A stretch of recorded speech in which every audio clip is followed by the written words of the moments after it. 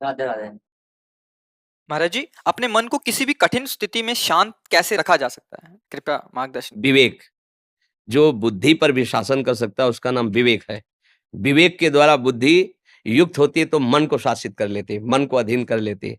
नहीं तो जैसे हमने सुना कि ये नहीं करना चाहिए, मन प्रेरणा कर रहा है और हम कर बैठे, तो इसका मतलब बुद्धि निर्णय ठीक नहीं कर पाई। क्यों? क्योंकि उसमें विवेक नहीं है। और विवेक प्राप्त होता है सत्संग से, शास्त्र स्वाध्याय से, भगवान की भक्ति से। बिना विवेक के शासन नहीं कर सकते। मन बहुत बड़ा तूफान है, वो जब अपने रंग में आता है तो किसी को नहीं बख्शता है। वो करवा ही बैठता है जो उसे करवाना होता है। अगर उस पर कोई शासन कर सकता है तो भगवान का कृपा पात्र, जो भजन, शास्त्र स्वाध्याय, सत्संग, पवित्र आचरण, उसमें विवेक हुआ, विचार के द्वारा काट दिया।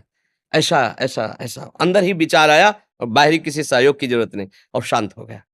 अगर विवेक नहीं है तो फिर सीधा आक्रमण मन का होता है, और मन जो जलन पैदा करता है उसको सह पाना बहुत कठिन होता है। बाहर का आप डंडा बर्दाश्त कर सकते हैं, मन का डंडा नहीं। वो जब मारता है तो बड़े बड़े बलवानों को व्याकुल कर देता है। और मन को जो दबा सके उसका नाम विवेक है, बुद्धि नहीं। विवेकवती बुद्धि मन को शासन में ले लेती है।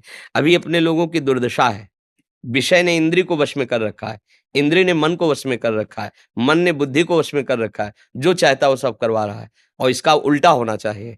बुद्धि मन को वश में रखे, मन इंद्रियों को वश में रखे, इंद्रियां विषयों से विरक्त हों।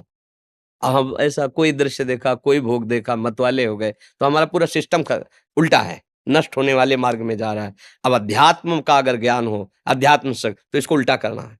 और है ऐसा ही कि बुद्धि शासित मन, मन शासित इंद्रियां, और इंद्रियां निर्विषय, तब वो आनंद का अनुभव होता है। अभी बिल्कुल उल्टा है। छोटा छोटा विषय इंद्रियों को अधीन किए, मना खष्टान इंद्रियाणी प्रकृति स्थानी कर सती, ये प्रकृति हमारे मन को अधीन किए हुए, जो चाहता है वो मन हमसे करवा लेता है। इसलिए हमारी दुर्दशा हो रही है।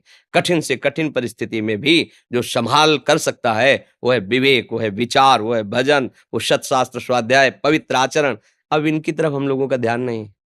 जो मन आया सो खा लिया, जो मन आया सो पी लिया, जो मन आया सो भोग लिया, जैसा मन आया वैसा कर लिया। लक्ष्य केवल धन, चाहे जैसे मिले, तो फिर वो बात अलग हो गई। इसलिए समझ में नहीं आता और मन जैसा चाहता वैसा करवा लेता है।